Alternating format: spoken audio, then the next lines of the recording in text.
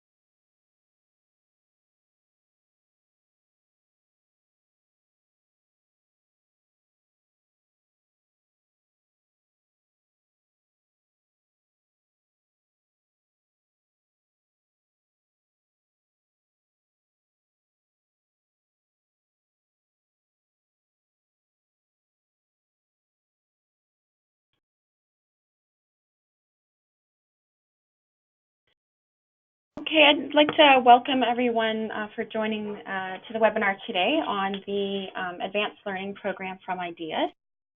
This morning, the goal of the webinar is really to work with the IDEAS team. Alice is joining us from the Advanced Learning Program, as well as to hear from 3 teams that have gone through the ALP from the community mental health and addiction sector, so that you can learn about their experience and see if this program might be a right fit for you and your organization. My name is Jenna Hitchcock. I'm the Program Manager for the Excellence Through Quality Improvement project, and I'll introduce the other panelists that we have on the line in a few minutes. So I just wanted to first do a quick audio test to make sure that everyone can hear me. If you are able to hear me, can you just type in the chat box that the audio is good?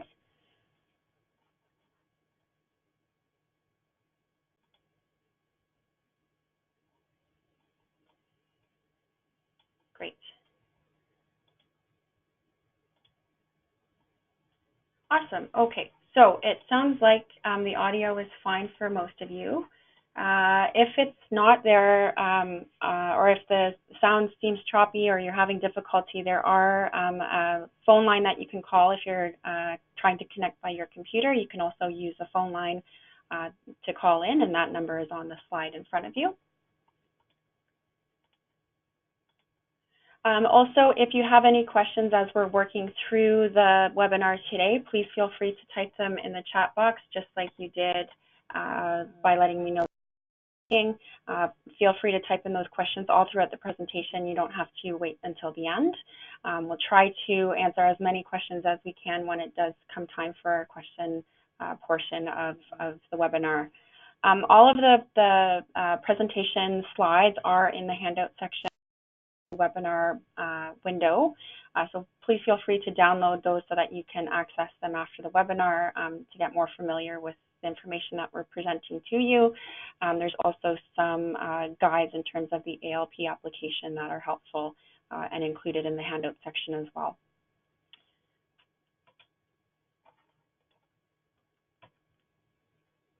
If you could just type in the chat box how many people are with you today in the room. If it's just yourself, you can just type in 1. But if there's more than one of you participating in the webinar today, please let us know that there's multiple people in attendance with you today.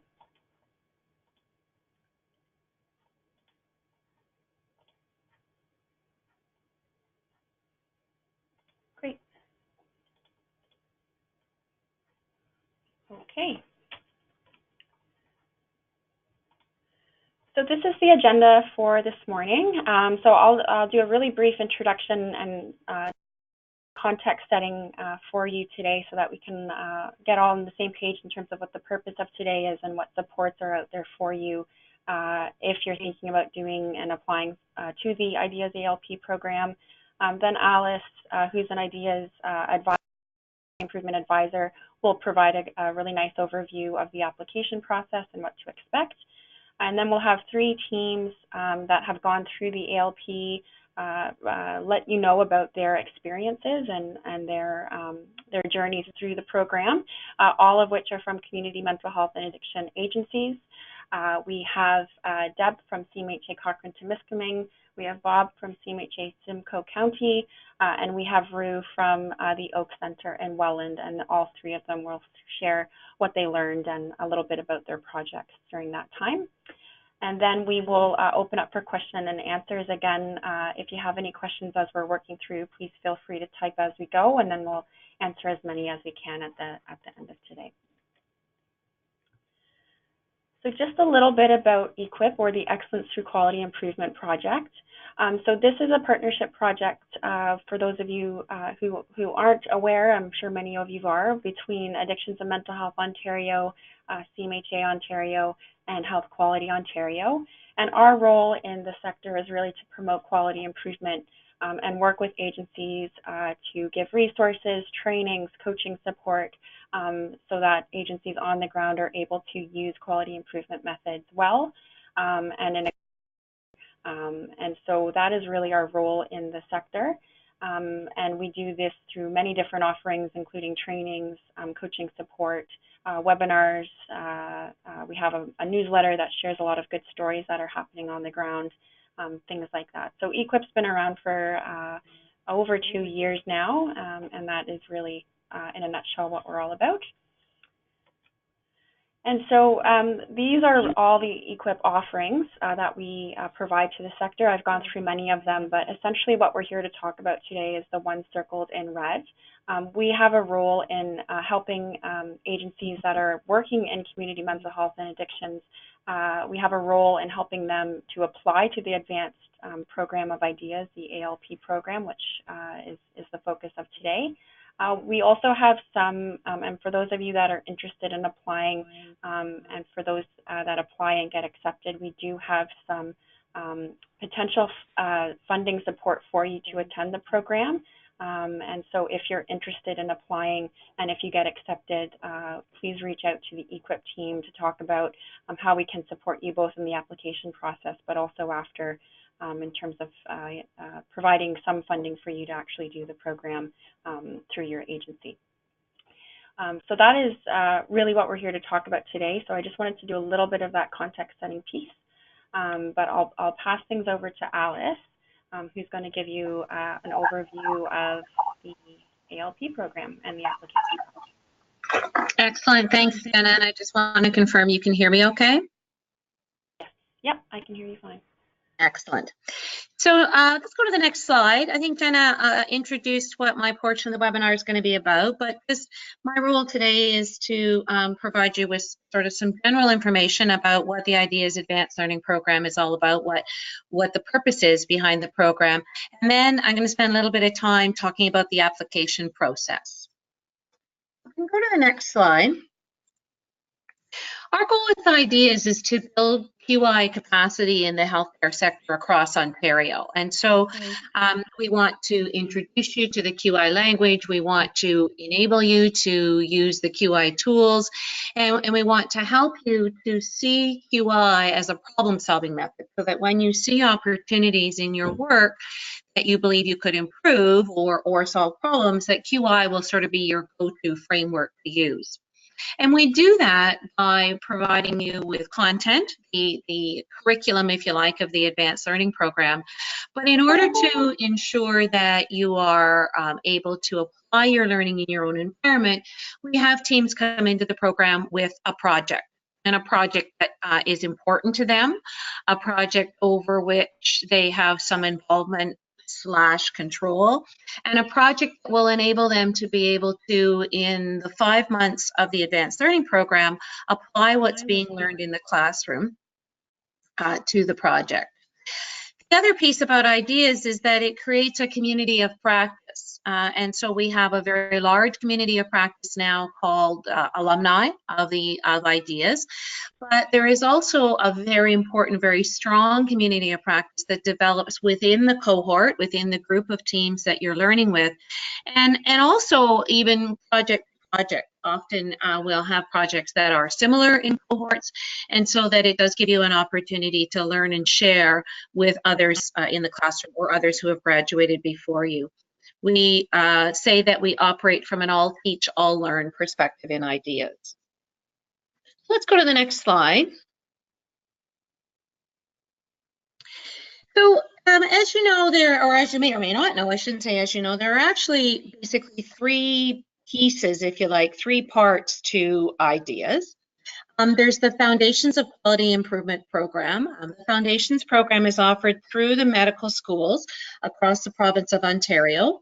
And it is a one-day in class with some pre-work through some modules. We call it the QI primer, that participants are asked to complete before they come to the one-day program. Foundations program, people can enter as individuals. There is no team requirement for the Foundations program. And there's no applied project with the Foundations program because you come in, you do the training, and you go off to apply your learning on your own. The Advanced Learning Program, which I'm involved with, is the 5-month program, 5 months of sort of structured education. It involves a team approach. It involves coming in with a project, and it also involves the assistance of a QI advisor, folks like myself, who help you to apply your learning when you're back in your own workplaces in order to be able to help you to ensure that what you're learning is actually helping you to solve the problem and that you are beginning to see it as a way of improving your work on an ongoing basis. And then, of course, there's the alumni program. So everyone who has graduated from IDEAS becomes part of the alumni program. There are monthly webinars. We often ask our alumni folks to come back and present. Like today, we have some of our graduates who are now alumni presenting today on this webinar. And there's an annual alumni event that runs the day before Health Quality Transformation in Toronto. So maybe we can go to the next slide. So we're here to talk about cohort 17. So the applications are currently open for cohort 17. I'll say a little more about that in a moment. Just to give you a bit of an idea of the structure of the cohort. The cohorts involve 2 3-day in-class learning sessions. So in the case of cohort 17, those 2 sessions are December 10th, 11th, and 12th, and February 4th, 5th, and 6th. Those sessions take place in Toronto. And for cohort 17, we're actually at the Toronto Reference Library, which is basically Yonge and Bloor in Toronto. And then there is presentation day. This is where you share with your colleagues and your executive sponsors and perhaps other alumni the project progress and what you've been able to achieve in the 5 months. Throughout the time that you're involved in IDEAS and as alumni, you're supported in applying your learning by a quality improvement advisor. And so there are 4 of us across the province. I'm going to say a little more about that in just a moment, that help you to apply your learning as you're going forward. What's important to know as well, since I'm throwing around dates right now, is that the application deadline for cohort 17 is Monday, September the 10th. And I'm going to say a little bit more about what that means in terms of what's required from the application perspective as well, and what happens after the 10th. But just so you've got some dates in your head. So let's go to the next slide, and I'll talk a bit about the quality improvement advisors. So there are 4 of us that work across the province. In each cohort, we divide and conquer, I guess. We divide up the team geographically for the most part. And we are there to provide support before you come for the first learning session. So we do some orientation with teams, and we help to get the team's heads wrapped around thinking about what might be the scope of the project that you're going to do while you're involved in the active learning part of the IDEAS ALP. We're there in the classroom to help support your learning as well. And then we're there in the action periods in between the learning sessions. So in the case of cohort 17, between December and February, and between February and the end of March, as you apply the learning back out in your own workplace. And so where possible, we're there face-to-face with the teams, working with them, meeting regularly with them. Where face-to-face isn't possible, we're there virtually on a regular basis just to help support their work. We have 2 other advisors that we can bring in as we need their expertise, and those are 2 of our friends from the Institute for Clinical Evaluative Sciences. They're epidemiologists, and they help us with data. They teach in the classroom, as well as they're available virtually to work with teams as they're applying the data to their projects. And so we bring them in sort of on an as-needed basis. So let's go to the next slide. I did share the dates already.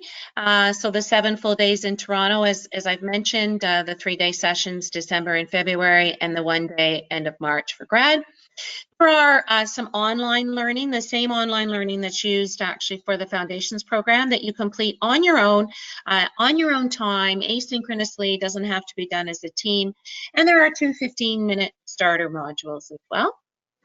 There is some virtual learning, depending on the cohorts. The number of these sessions varies, but I believe for cohort 17, they'll just actually be one of them, and it's about a 20-minute asynchronous learning opportunity. And then as a group, usually via advisor, we bring you together virtually to share your project progress update with your colleagues. So in a small group, 4 to 5 teams, we work virtually for you to sort of update your colleagues, your peers in the classroom on what's happening with your project, and to share learning and challenges with each other. And then, of course, there's the meetings with your advisors on a regular basis. And if that's not enough, you can go to the next slide. And then when you're finished in March, and I'm using finger quotes even though you can't see me, because we often say the IDEAS program is like Hotel California. You can graduate, but you can never leave, because then you become alumni, and we keep you actively engaged and involved helping us, and we continue to help support you as well. So let me say a little bit about the application process now on the next slide. So when you go to IDEAS Ontario, you will click on something that says apply, I believe is what the button says. These are screenshots from a previous cohort, but the content is the same. So just ignore the dates that you're seeing in here. Dates will be relevant to your cohort when you go in, but I just used the screenshots from a previous presentation. So you will be asked to create an account. And you can just go as far as signing up and creating an account as your first stab in. That basically sort of flags to us that there's a project out there that's interested in applying. When we go to the next slide, you can see that the actual application form itself has 4 sections to it. They don't all have to be completed at once. Once you have your account, you can sign in and sign out. The same person needs to complete, though, because the account belongs to a person. And so what folks often do is that they will start it.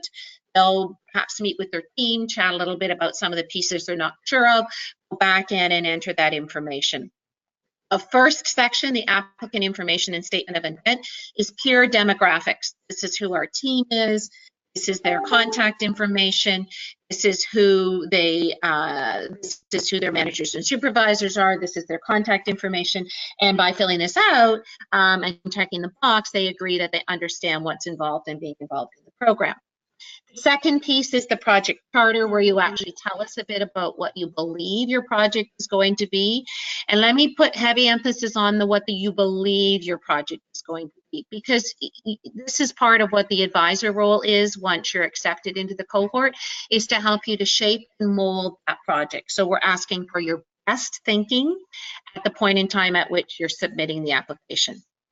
And the supervisor and manager for each applicant, each IDEAS team member, signs off to say that they understand what their staff person has signed up for and that they will enable them time-wise to be able to complete the program.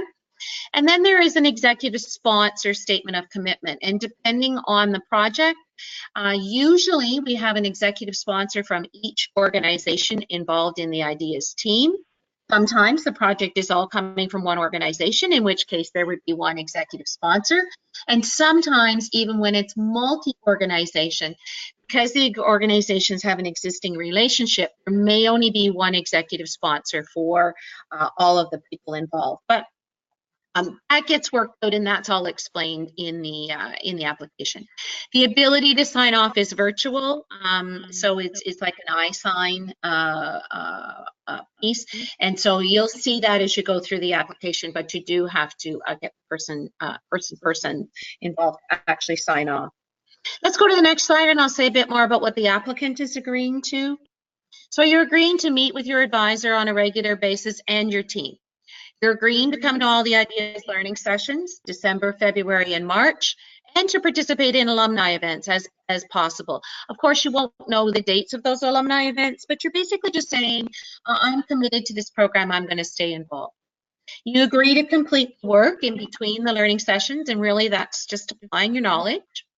You agree to provide updates to your executive sponsor. You'll do that as a team. And you agree that you're going to share what you're working on with your classmates, that community of practice idea. On the next slide, we talk a little bit about what happens once you're done. So, as I mentioned at the very start, IDEAS is a QI capacity building project. So we hope that you will lead learning activities within your own organization. You'll share what you've learned, sort of the and so on and so on and so on approach. That you'll help us to promote ideas within your organization, within your area, that you'll present results where possible.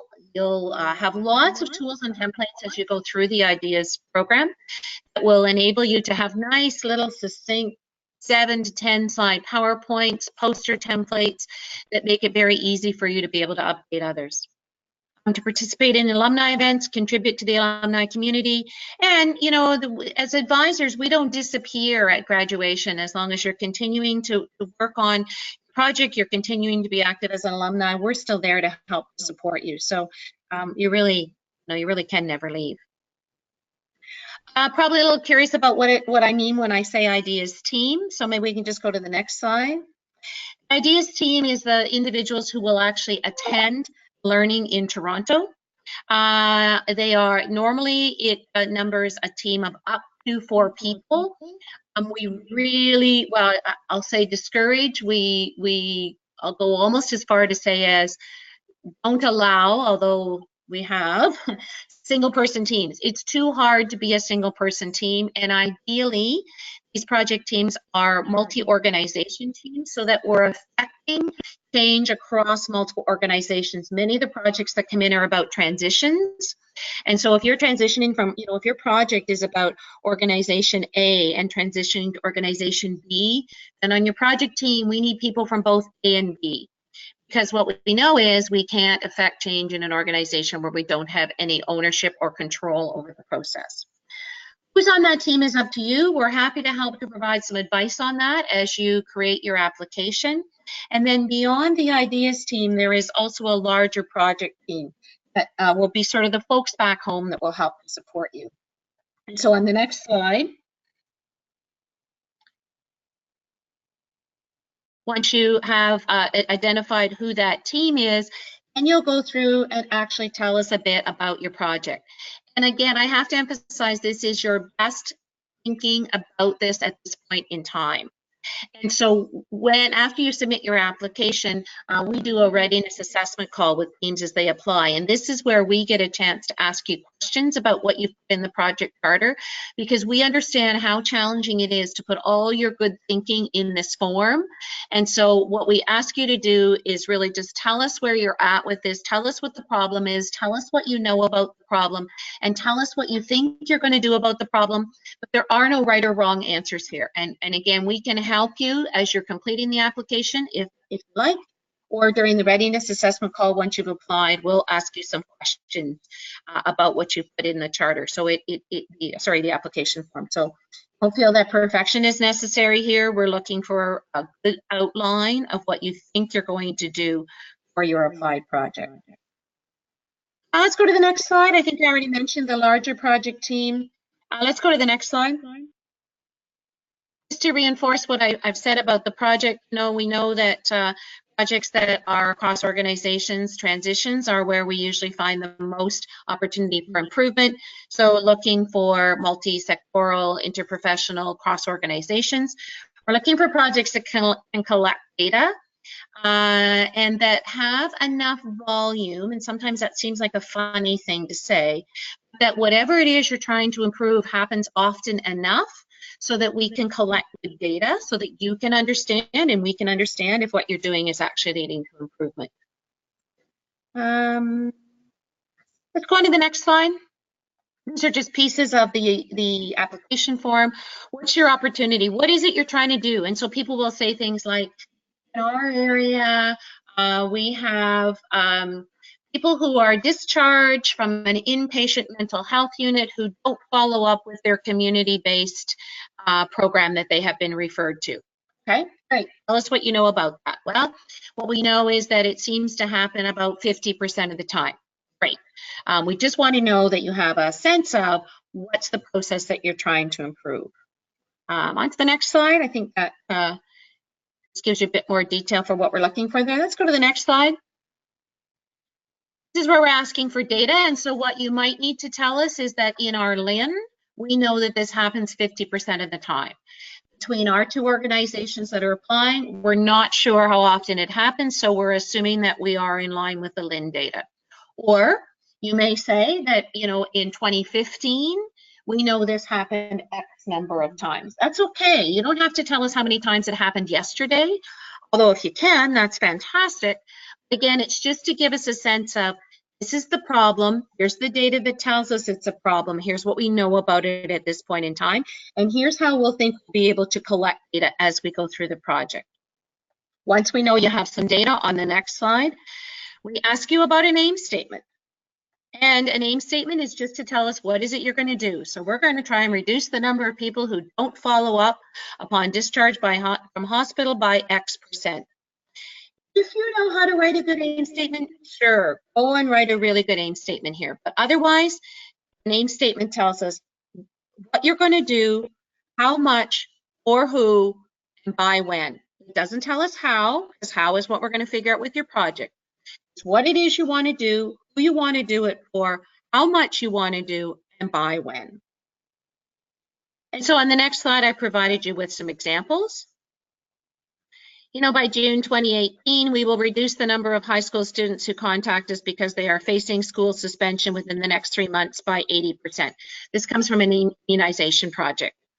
Here's one, reducing caregiver distress to seniors living alone. Increased primary care attachment for women ages 24 to 20 in a certain neighborhood by a certain time. These are just examples from prior projects.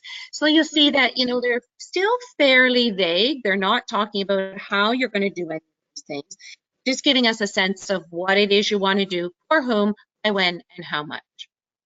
The next slide, we ask you to tell us a bit about the scope and boundaries. So what's in scope, what can you do, and what can't you do? And that's your call. We don't know. We're just asking you to try and sort of package who's the audience that you're going to work with.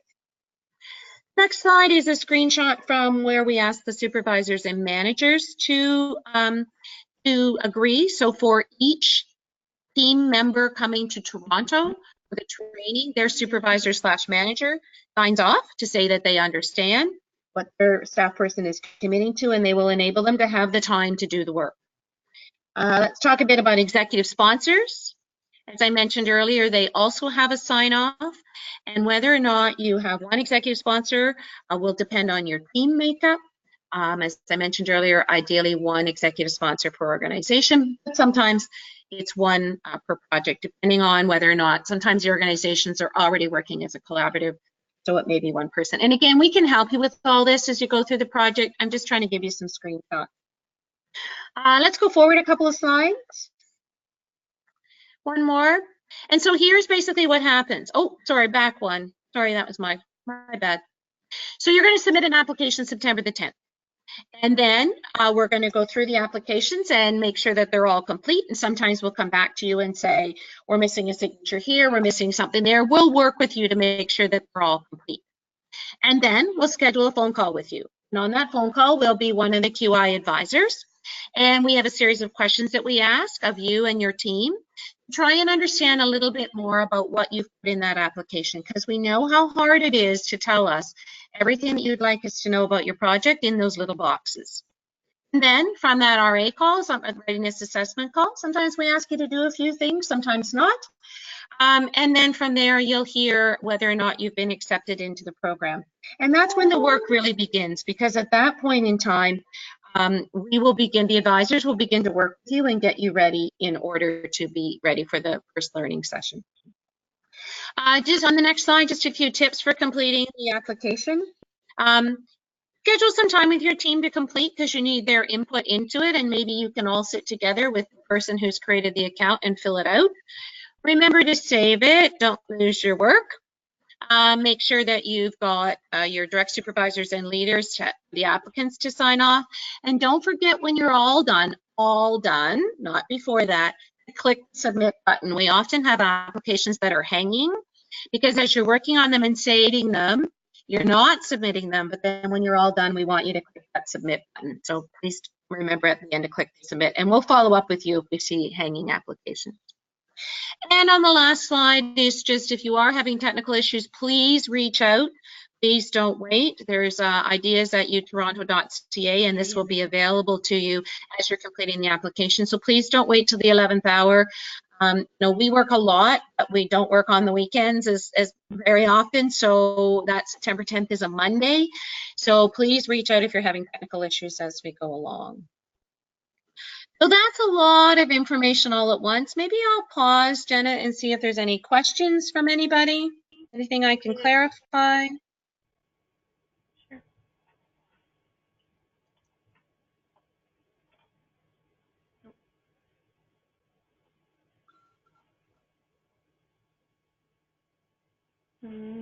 No questions yet. Okay. So by all means, the advisors are available to help support as you're creating the applications as well. And Jenna, I think we'll talk a little bit more about that later on.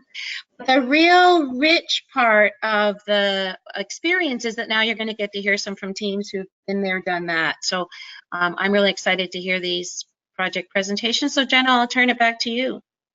Great. So I'm going to pass things over to Deb from CMHA Cochrane to Temiskaming. I'll just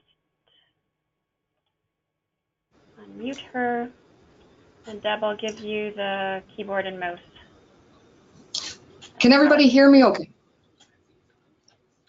If I don't see anything written in the chat, I'll just assume everything is fine. Okay. Yep, I can hear you, Deb.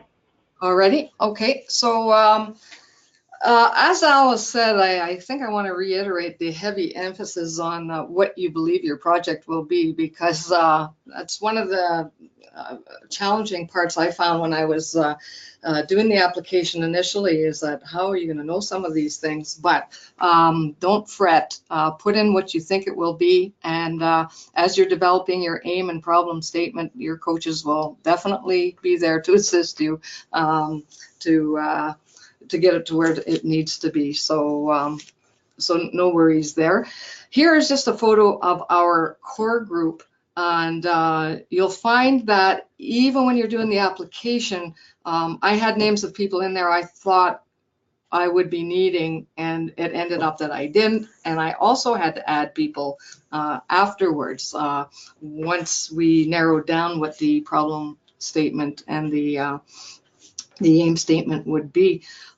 We also felt it was important to add a person with lived experience, so somebody who had a major depressive disorder, so that they could help us to tweak things or provide input and information.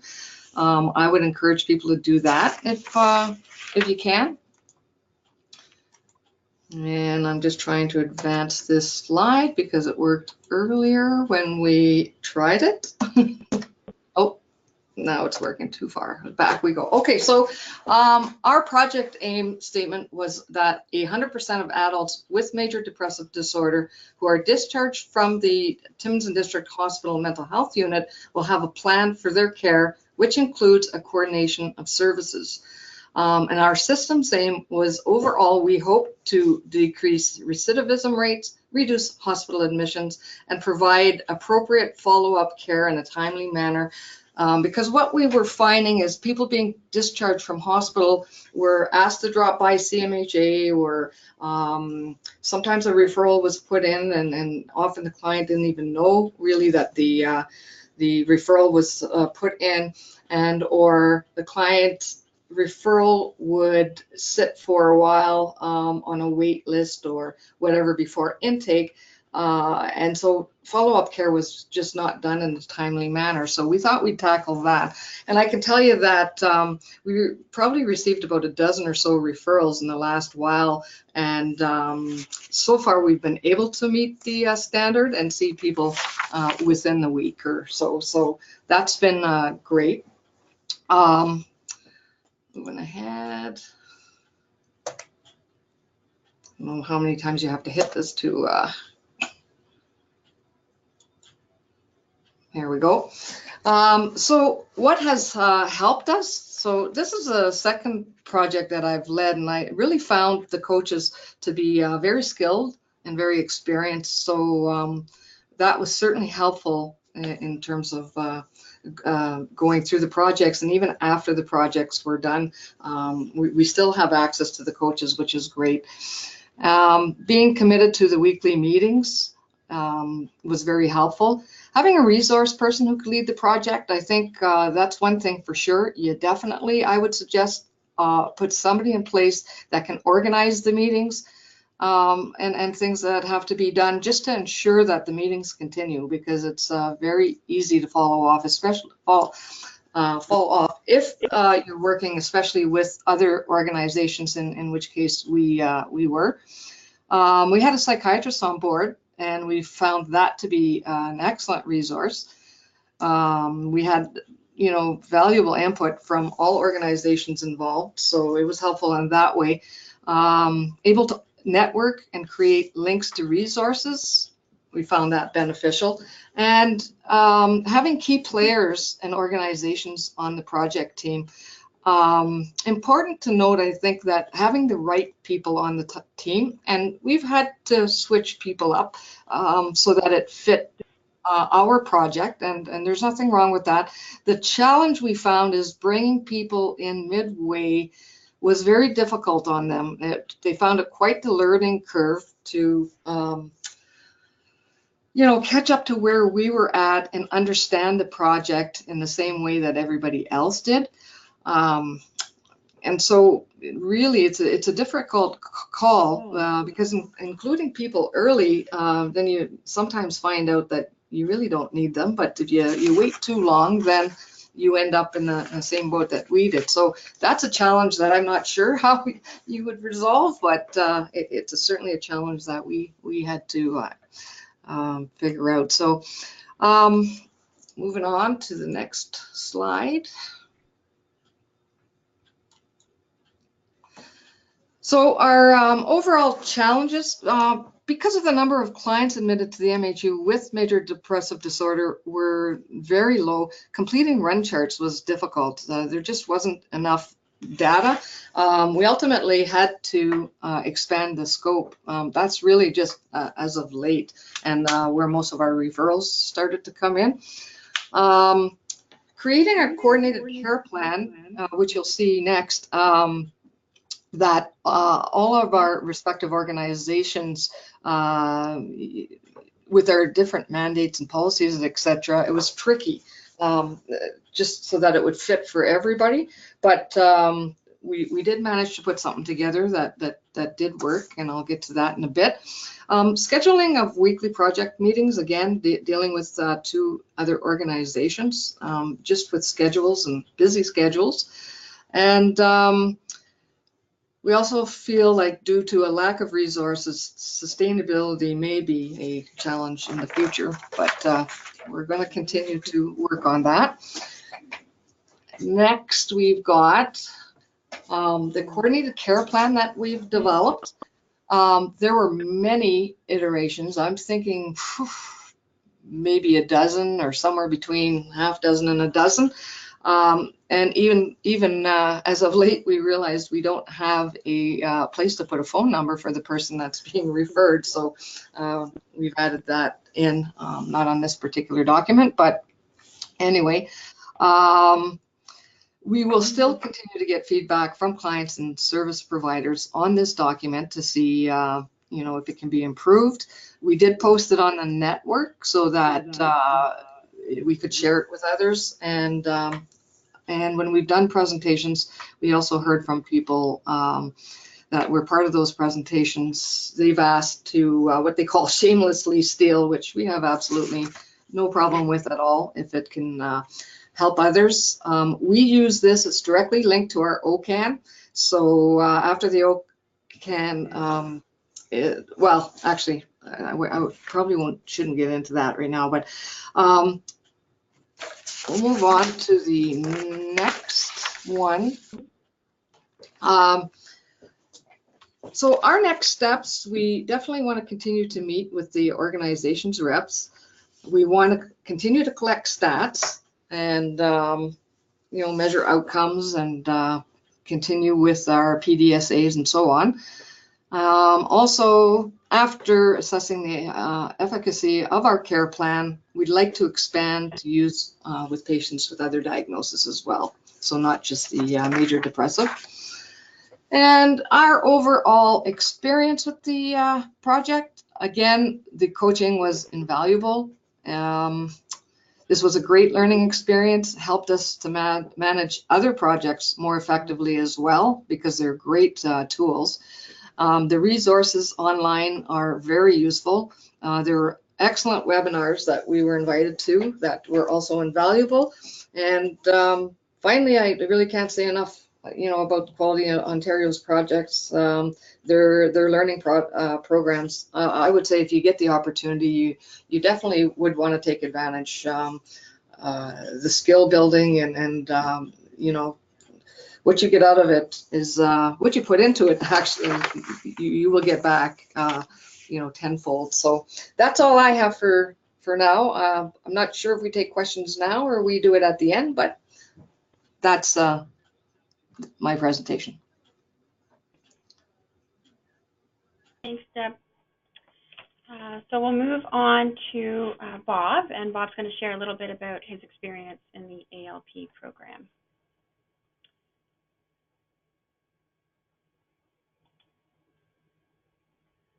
And Bob, you're muted, so we can't hear you at the moment. There we go. There we go. Yeah, I couldn't unmute myself, which is, other people have trouble doing that too. Actually, other people have trouble muting me. First thing I want to say is that Alice, today is National Creamsicle Day. Alice starts every session in person with a "this is what this is" day. So today is National Creamsicle Day, which is probably one of my favorite days in a year. Thank you, Bobby. That's great. Okay, our project involved CMHA Simcoe County Crisis Service, which I was the manager of at the time, the Family Health Team, Simcoe or Barrie Family Health Team, and Aurelia Soldiers Memorial Hospital psychiatric outpatient unit. And that was a problem. So when you're picking your team, as Alice said earlier, the transitions are the important things. And between those three organizations, we didn't have clients that transitioned to each of those programs. So it became very difficult to stay excited about the project because it started out rather large. And as I've said, it's sort of like eating an elephant. You take it one bite at a time. And our elephant shrunk down to a peanut. I'm sort of gather it is. We started huge. I think our project started as each one of those organizations would have a PHQ-9 done on every client, and then it became every client who shows up in person. Then it became every client who. It just shrunk down to it was every application referral to the family health team mental health counseling service would have a PHQ-9 attached to it. So we started as a large county and shrunk right down to one organization, one aspect, and it became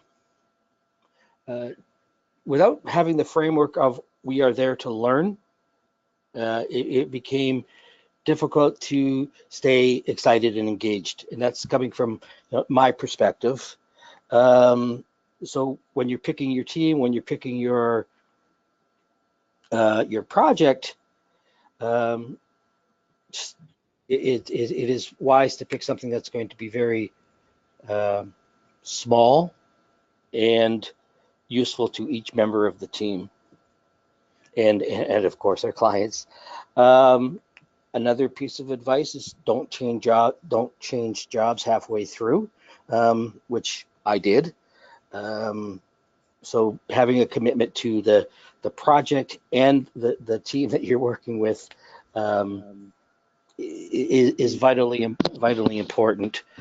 One of the things I would again, our project changed and morphed, but the learning was still relevant and delivered by, I think, some of the most knowledgeable experts in the field in this area, country, and probably world. The presenters were fabulous. The coaches were passionate about this subject matter and their willingness to help.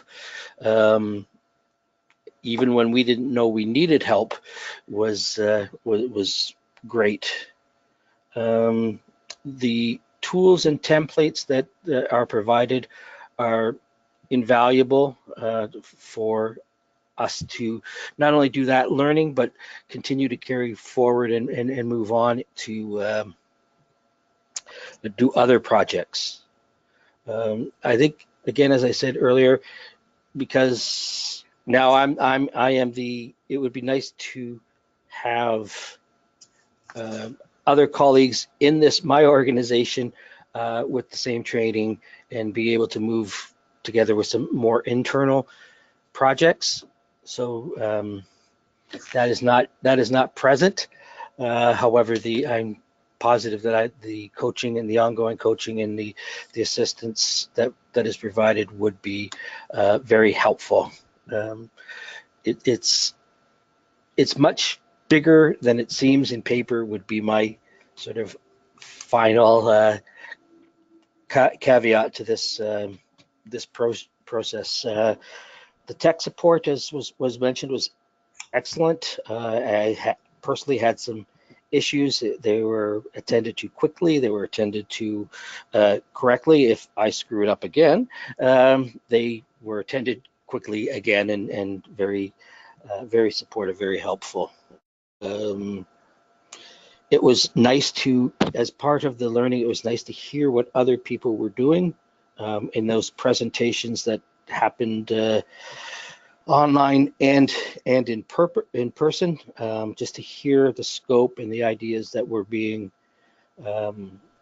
you learn from other people's failures and other people's successes, and this learning method allows that to happen. And as I said, as we ended up down to every referral to the mental health counseling services, the family health team, would we have a PHQ-9 done?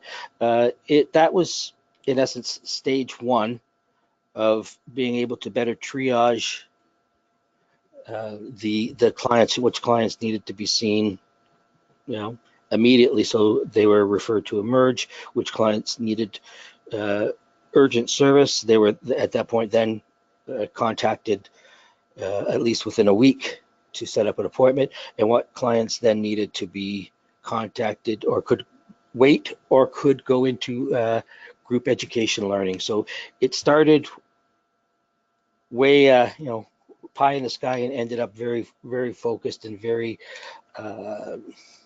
very helpful.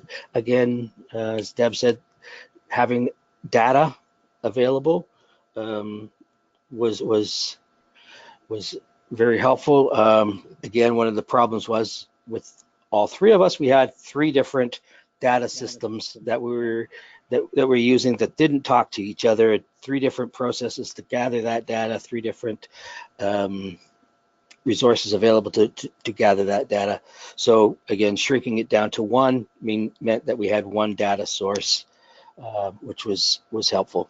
But again, the goal is our learning about QI, and I think that we definitely achieved that goal. And that's pretty much it for me. Great, thanks so much, Bob. So I'll just encourage you, if you, we are starting to get a few questions rolling in. If you have any, please type them in the chat box, and we will get to them after our last group shares their journey. So with that, I'll pass things over to Rue, and Rue, I'll give you the mouse. Okay, thank you. Can you hear me? Yes, can hear you fine. Okay, perfect. Okay, so good morning, everyone. Thanks for this opportunity. Jennifer's on the line with me. We're going to present together. She's going to jump in with any information that she wants to add to what I'm talking about. This is a picture of our team. Oh, there's Jennifer. It was an incredible learning experience for myself and Jennifer. It wasn't just information that we got from the in-class sessions, but certainly the help of our advisor, and the fact that the information we were learning had a broad base. It wasn't just about quality improvement, but involved all kinds of things that we do in the field. So in between myself and Jennifer's from the CCIM, Community Care Information Management. Josie Grossi is the direct service staff that was on the team, and Ian Mass represented an organization we worked with, the Canadian Mental Health Association in Niagara. He was the clinical manager and data organizer. Okay, so I'm not going to go into this in depth, just to let you know that what Alice said is true. You go into it thinking you know what the problem is and how to define it, thinking you know then what the big dot aim and the small dot aim need to be. And what happens is, as you learn information, these change. But to just broadly say that the OCAN that Deb talked about, the Ontario Common Assessment of Need, we wanted to improve how the field uses the data, because that tool actually asks people for their rating of themselves. This slide is one of the tools that we learned from the sessions, the in-class sessions. It's called emotional mapping, and we used it to have people peg what the pain points were. I'm not going to go into detail about it because of time. However, please feel free to contact myself or Jennifer, or actually probably anybody on the call. I'm pretty sure they all have some experience with this, but its most important point is that you're actually involving the people who receive service in the strategies to solve what the problems are at the pain points. The next slide is the beautiful, I just love driver diagrams, and I love the tools that we learned under the IDEAS Advanced Learning Program. But you will see we identified 3 primary drivers, some secondary drivers, and of course change ideas. In the 5 months, we were not able to do all of our change ideas, but I want you to know that we are still moving forward. Even though our time is done with the project, we are continuing to do that and to address the other change ideas in PDSAs, the Plan, Do, Study, and Act. You're going to learn that as well. This is just a little brag chart that we did meet our small dot aim, and we were completing OCANs at a much more efficient rate. We're still continuing to try to improve that. I'm not going to talk a lot about what we're excited about, because it's really, there isn't enough time to really get into it, but I just want you to know that it's well worth getting involved. The kind of change that happens, it actually changes your culture in how you do your work and in your workplace when you start to adopt some of the quality improvement ideas. And that's one of the most exciting parts about what we learned. Jennifer, did you have anything to add there before I go to the last slide? No, maybe just the first bullet I think is the most important one, which was when we went to the sessions, every single time we were able to apply the concepts to our project.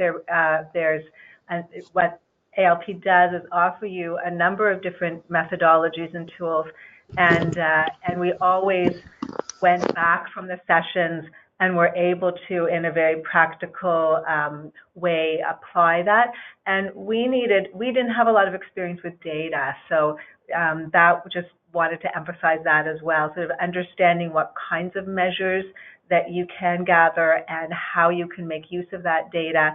And they make it easy because they give you a nice way to simply gather numbers and then have these applications that create those nice charts to see is what you're doing making a difference and tracking that. Okay, great. So the final slide is just really, we're continuing, and not only are we continuing, but we've jumped on the E-QIP 2 bandwagon, and we have developed an E-QIP OCAN network and with the advisor, Linda Saunders, and a whole bunch of people. We also have a data person. And what's happening with that is we are actually taking the methodology that we learned in the IDEAS Advanced Learning Program, and we are applying it and trying to spread it across the province with 9 other organizations. So all different organizations, including Deb, who's also presented today. So we're very excited about the possibilities of what this new project will bring us. Well, that's it for me. Jennifer, did you have anything else to add? No, that's it. Thanks, Rue.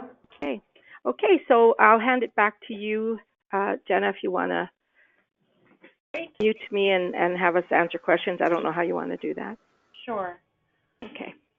So I'll just give a few kind of closing points, and then we'll get to some of the questions. We have one that's been asked. If there's any more, please feel free to type in the chat box. I'll just flag that for the E-QIP project, we are here to support you in your application process with the IDEAS team, and we definitely work very close with Alex and the other folks at IDEAS to get you ready to apply. The contact information for both of E-QIP's directors are on your screen now. So I encourage you to reach out to them or myself if you're interested and you're working in community mental health and addiction to get you started, or you're more than welcome to reach out to Alice as well. But I just wanted to flag that both Mike and Debbie are on the line today and are more than willing to help you to do this if it's something that sounds interesting to you and something that you feel you'll have value in doing.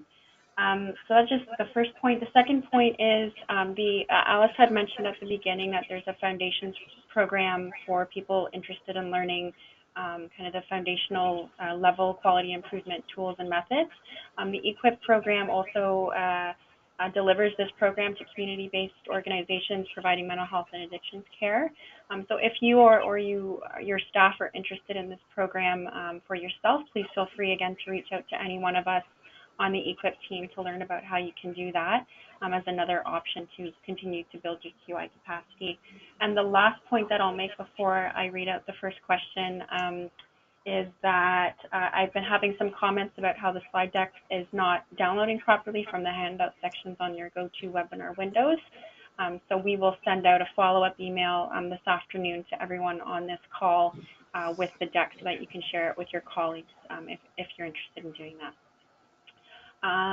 So with that, I'll read out the first question. The question is, do any of the presenters have advice for organizations that aren't sure this is the right time to pursue this training? For example, due to being worried we need to get a better handle on our own processes, data, etc., before embarking on the IDEAS program. So I believe all of our panelists and Alice are unmuted. So if any of you have any comments, please feel free to share. It's Rue here. I'd like to just say that it's like making the decision to have a child. Waiting till all the things are in place will almost defeat you. I think what you want to do is jump in feet first. And what will happen is with the help of the advisors and the entire IDEAS faculty, what will happen is you will start to deal with some of the things that are weaknesses that they might even be included in some of the change ideas that have to happen for your project. I think it's more important to identify something that you want to improve through quality improvement. I would agree too. This is Deb from CMHA, Cochrane to Miskaming.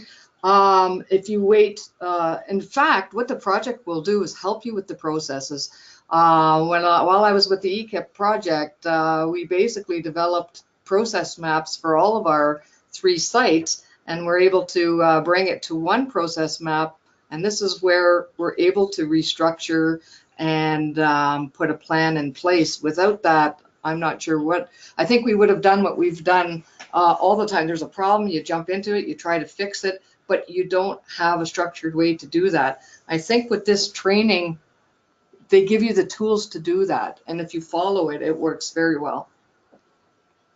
That's Jennifer here. I just one more thing to add about that. I think what the project or the program does is it really does talk a lot in the learning, and what I think was a good takeaway for me was that this is like design thinking and an iterative process that they teach you how to do some analysis on what your problem is, but it doesn't have, it's not an exact science. It is kind of messy, and they talk about that it's messy and things change and evolve. So I think just to reiterate that if you want to get your processes in place, I think this actually helps you to do that. It gives you the tools to do it in a practical way.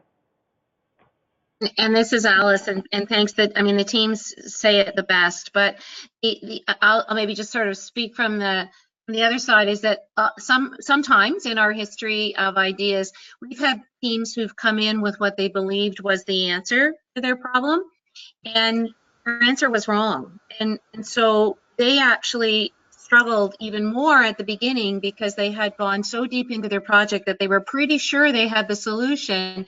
And then when they came to the classroom and we helped them to work through some diagnostics, that solution really wasn't the right one, or it wasn't the right problem. And so, you know, I think if you have an idea and you're not sure, reach out to one of the folks, reach out to me or to Debbie or Michael or Jenna, and we'll talk through it with you. But I think you can, you know, there's that whole idea of paralysis by analysis, and I don't think you want to wait till you're there.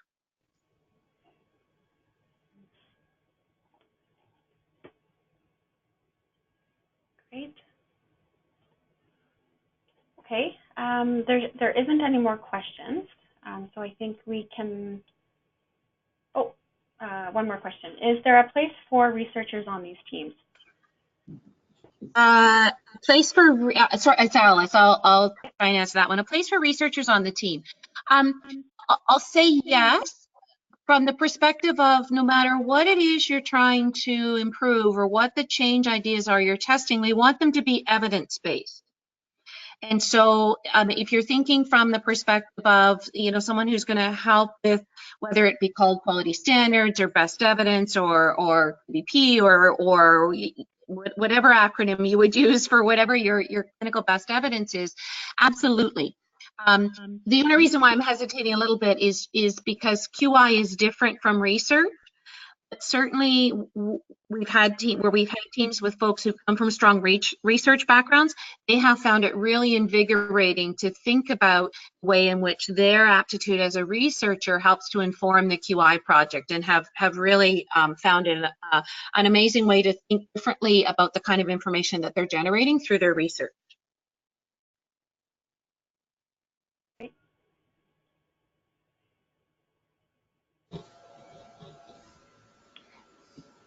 Okay, so I don't see any more questions, but there are lots of thank yous for answering the 2 questions that we did have. So thanks to all of you for sharing your answers with us. I think that was really helpful. So with that, I will close off the webinar. We will be in touch with you this afternoon via email with the slide deck. And I believe this is also recorded, so we'll send the recording link as well, so you can share this with any colleagues that you think might be interested. With that, I'll just close off by saying thank you to all of our panelists today, Alice, Bob, Deb, Rue, and Jennifer, for sharing your experiences. It's really quite valuable to hear from the folks that have actually participated in the program, and from an advisor that has had so much involvement and experience in the program as well. So thank you very much, and I hope you all have a great afternoon.